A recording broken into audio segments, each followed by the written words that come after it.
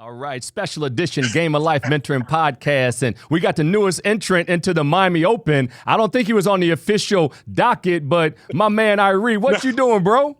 Gale, listen, the Miami Open is so past tense. This is the Irie Open, okay? Like, there was this one contestant, me. We're at the Irie Open right now. Bro, I love it. And at the Irie Open, the score is always love, love. Oh, snap! Yo, Gale, you just snapped.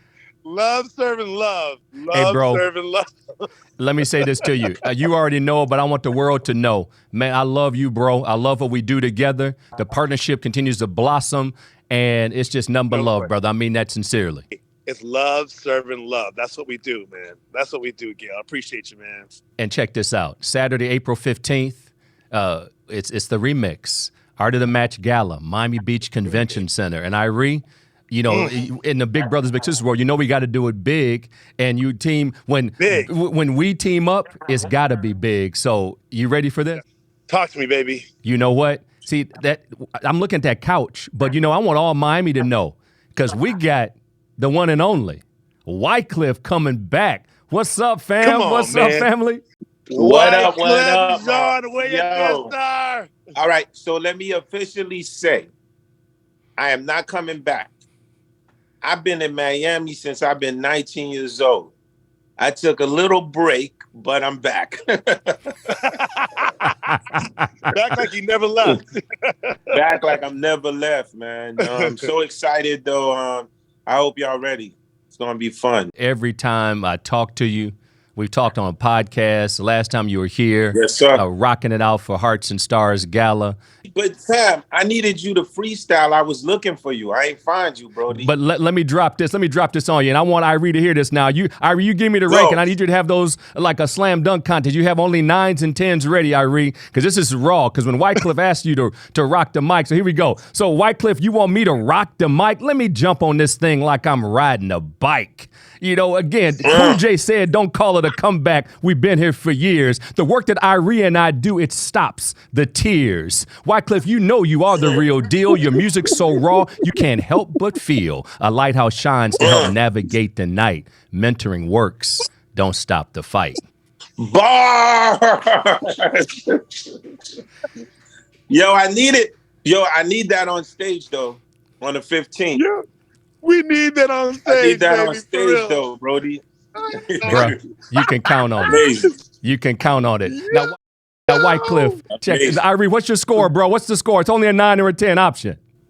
Hey, listen, man. I give it a 10.5, a strong 10.5. Well, Irie, I know you got to get to love serving love, my brother, and nothing but love. I'm going to rap with Wyclef for a few minutes, but love you, man, and we see you. We're going to rock it out on the 15th. I love you guys. Can't wait for the 15th, man. The remix, baby. Love you, my brothers. Take care, man. I love you, too. Gang. Right. Wyclef, check this out, brother. When did you start just dropping beats and freestyling and all that, bro? Well, I think for me, I was born in Haiti. I didn't get to America till I was 10 years old. Extreme poverty. I'm from a hut. I used to take like a donkey to school, transportation.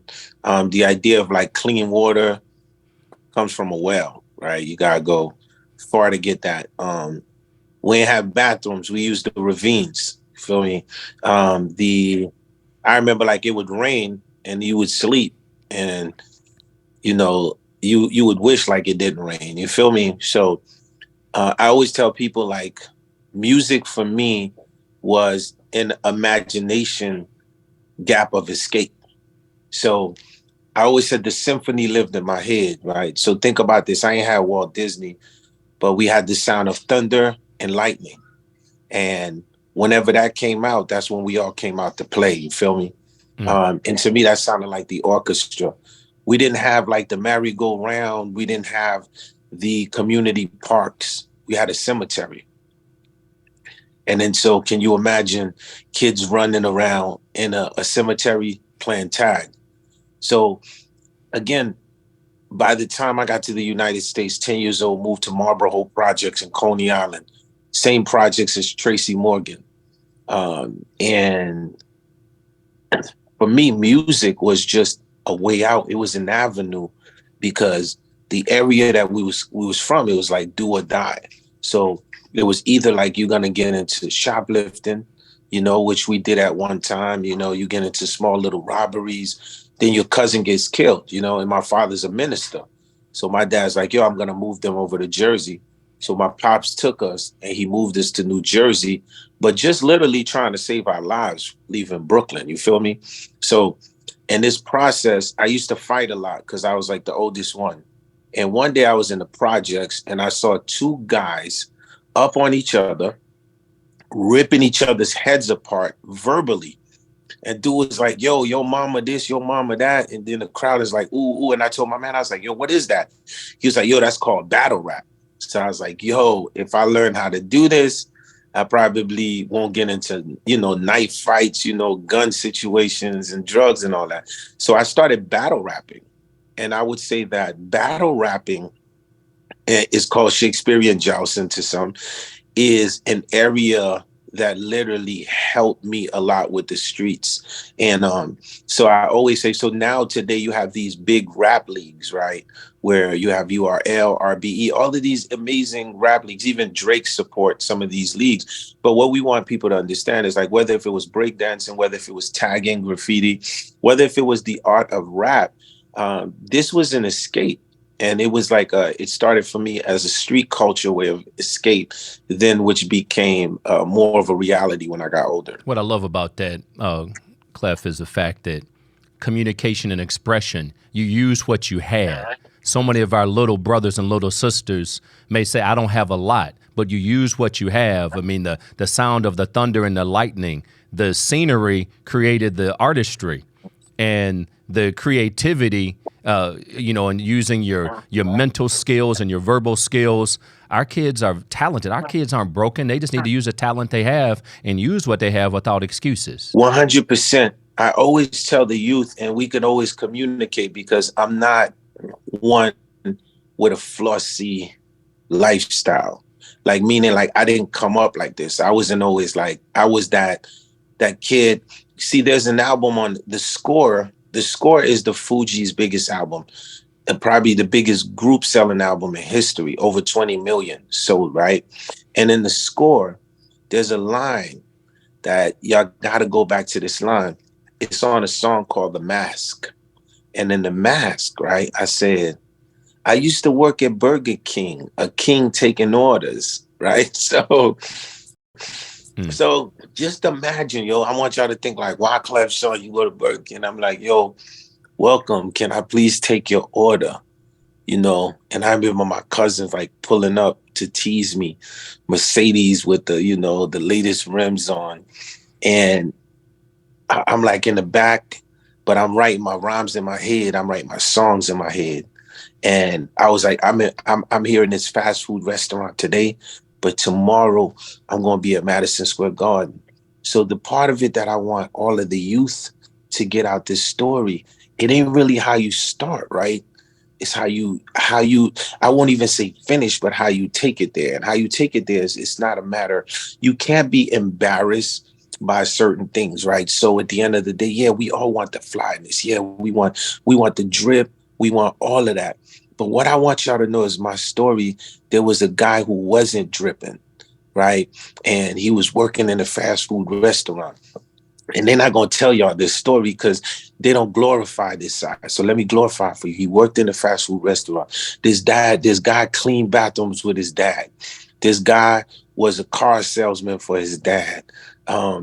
This guy at a time was a waiter, a bus boy, any jobs that you could think possible. But the thing was, while he was doing these jobs, though, in the back of his mind, he had big imagination and he would dream of big things. And then so as he would work, people would see the aesthetics of him working in these places, but in his brain, he was already in the biggest stages. And this guy just worked hard day and night legally, and then did the jobs that nobody else has wanted to do. But at night, he would practice all his instruments. Daytime, he would practice his freestyle. And then he became Wyclef Jean. So, and this is a story of the ghetto. This is a story of the projects. Y'all see another story? So did I grow up with the gangbang? Of course. Did I rep my flag? 100%. I did that. but that wasn't the only thing I did. So at times within the projects, they try to make it seem like we one thing. No, the scientist, the next astronaut is listening to this right now. Mm. Somebody in these rural areas. And this is the message I try to always convey to the youth. What I love about that is you had humility in the midst of royalty. You had the big dreams, and I love that. We're here on the Game of Life Mentoring Podcast, Big Brothers, Big Sisters, getting down with Wyclef Jean, family. He's coming to us on Saturday, April 15th, performing live at the Art of the Match Gala, the remix. And Wyclef, I love what you're saying because oftentimes people live a lie. They glorify all these things that they feel that everybody else wants to have and be. But what you're doing, brother, is you're breaking down the reality. You're breaking down the reality of how you grew up, the humility, but the big dreams were never compromised. Let me ask you this, Wyclef, because you've performed, you've written songs. How many songs have you written, brother? Your best estimation of how many songs you have written or assisted with? I always say like my catalog is very strong. I've written over probably 3,000 songs. And in my catalog, though, I have probably one of the biggest publishing catalogs. I've never sold it. So I am the writer of Hips Don't Lie. So the song that you hear with Shakira, that song, I wrote it 2 years prior to Shakira. For a movie called Havana Nights. I'm also the writer of the composition of Santana's Maria Maria. So when you hear the DJ Khaled version, the Wild Thoughts, that's sampled from my original composition. Also the writer of Someone Please Call 911 with me and Mary J. Blige. Man, it's endless. Ready or Not, the Fugees. One of my favorites was the remix for Beyonce, No, No, No. And, I always credit B. I saw an interview online, definitely touched me. Because, like no cap, if I could say this humbly and respectfully, I'm like one of the forefathers of my generation. What that means is any artist you can think of. You could go from Lil Wayne to a T.I. to a Santana to a Busta Rhyme. Like I'm one of the forefathers, not just rapping. I didn't want to be a rapper. I wanted to be the greatest composer. So like in saying that, Beyonce was like, Wyclef put us on our first tour. He gave us our first break. And this was some of our best times. You know what I'm saying? We didn't have like the big stuff, but we were so happy. So for me, more so than the catalogs that I've have and continue to have. When you come to a Wyclef show, it's like you're at a karaoke show. Then you realize, oh, this is the guy who actually produced all this and wrote this.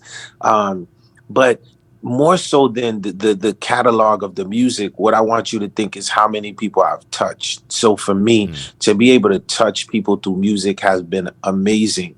And so my mentor being Quincy Jones. So you talking to a guy that seen Beyonce in a room at 16 years old. You know what I'm saying to you? And I was like, okay, let's go to the studio. This is what we're doing. You talking to a guy that known Lauryn Hill forever. You know what I mean? Like you talking to a guy that 8 years before Whitney Houston, while she was doing movies, Clive Davis called me and said, do you have a song for Whitney? And I wrote My Love's Your Love, which ended up being her comeback song. And then I was in the studio with Whitney. So here's the coolest story. I'll give y'all some stuff sometimes that's not online, which is thank God for for your podcast. So peep this, right? So when I was going in the studio with Whitney, I had Whitney's daughter, and I had Bobby Brown. All in one room. And I had Whitney in the booth. And then when you hear this song, My Love's Your Love, and her daughter goes, sing, mommy. I recorded that. And Whitney didn't even hear it. And it wasn't until I played the original. Then I had Bobby Brown do background on the record. So if you ever interview Bobby Brown, he'd tell you, Clef had me singing My Love's Your Love. And so can you imagine? I'm telling you, I was in the studio with the whole family, right? And so to me, these moments, to me, like I celebrate them, I cherish them, because bigger than the music and the songs that we talk. Because a lot of people be like, yo, I got a big catalog. I'm flossing. Yeah, but in this catalog, who have you really touched? And how have you touched them? So for me, the most amazing part of my catalog, people be like, yo, what's the most amazing part about Hips Don't Lie with you and Shakira? I said, me and Shakira leaving the studio, going to a fast food restaurant, which I will not give no more props to. And then we're sitting outside and we're eating burgers and fries. And we both don't have no shoes on. And people are passing it like, yo, that looked like Shakira and Wyclef. That's my favorite part of Hips Don't Lie. So I think that, because can you imagine, a lot of people are glossy. A lot of people have a lot of fame, a lot of fortune, a lot of success, but every day they have to defend themselves, right? So it's bigger. What determines success? What determines true wealth, right? True wealth is determined in the space of inner peace, right? Because at the end of the day, you got everyone that's constantly working on schemes and trying to let people know they're the man. Or like when they come in the room, you got to know, I'm the one doing this, I'm the one doing that, I'm doing right. And then they could never find the happiness. So the best thing about all of these songs that I've written and continue to write are the backstories with these amazing artists that I've been able to touch and inspire, and them having done the same for me. And Wyclef, I know your daddy was a preacher, and you know scriptures teach a good name is rather to be chosen than great riches. And I love how you've already answered the question on who mentored you. Now, Quincy Jones, what was one of the the biggest lessons that Quincy Jones taught you that you still use today? Because you have a solid name. Well, Quincy always, what I've learned from Quincy Jones is don't work off of hype. Do not work off of hype. And what that means is work off the credibility of the work and let people figure it out. They don't have to figure it out now. So, for example, people be like, yo, I didn't hear you on the radio in a couple of years. What are you doing right now? So if you ask me, then I say, oh, I'm scoring the show The Shy with Lena Waithe.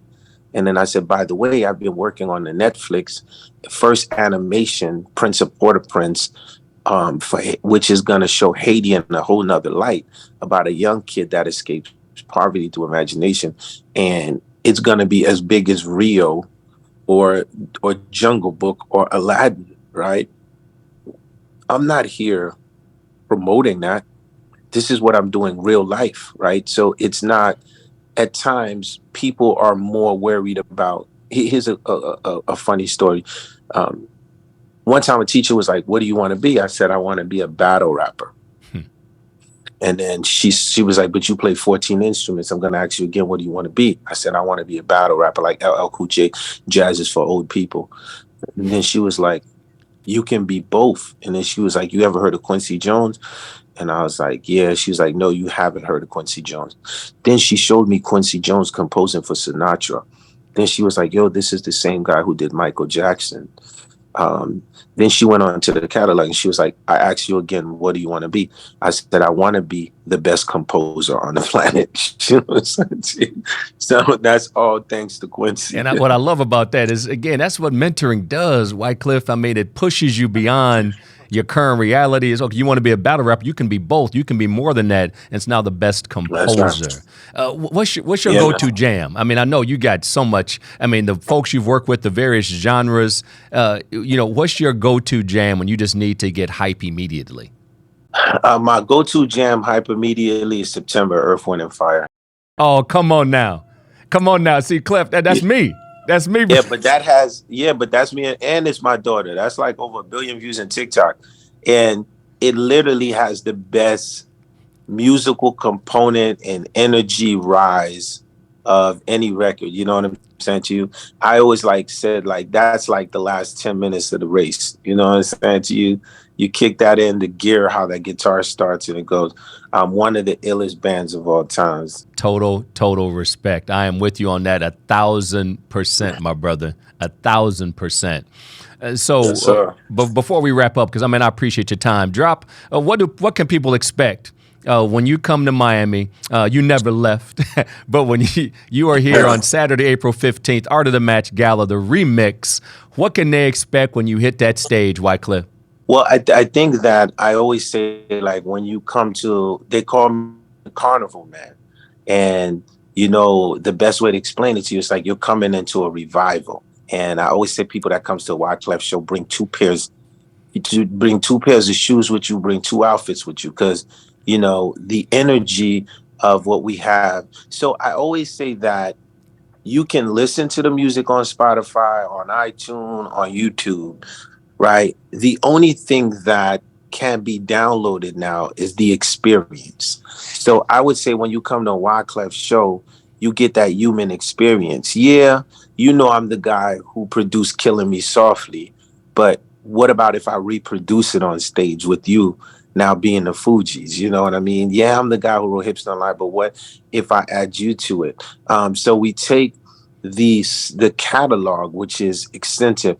Oh, so we start off, of course, in the 90s, you know what I'm saying to you, and then we bring you into to 20, the Renaissance era.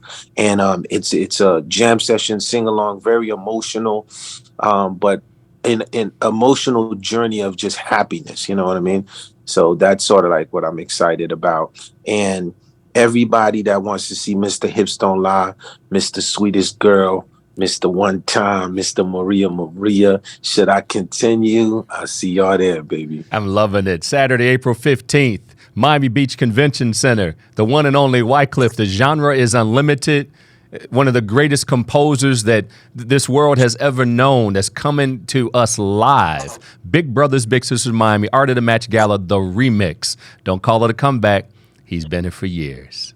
Wyclef, I appreciate you, brother. Told you we locked in now, for real. We're locked in for real. I mean, I tell you what, brother, this is family for real. I mean, game recognizes game. What I love about 100%. Battle rap, you know when to jump in and when to just observe. I've observed. I have heard. When you need me to jump in, I'm ready, brother.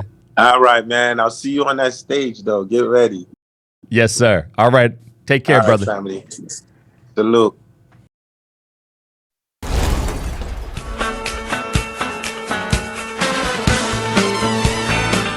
This is the Game of Life.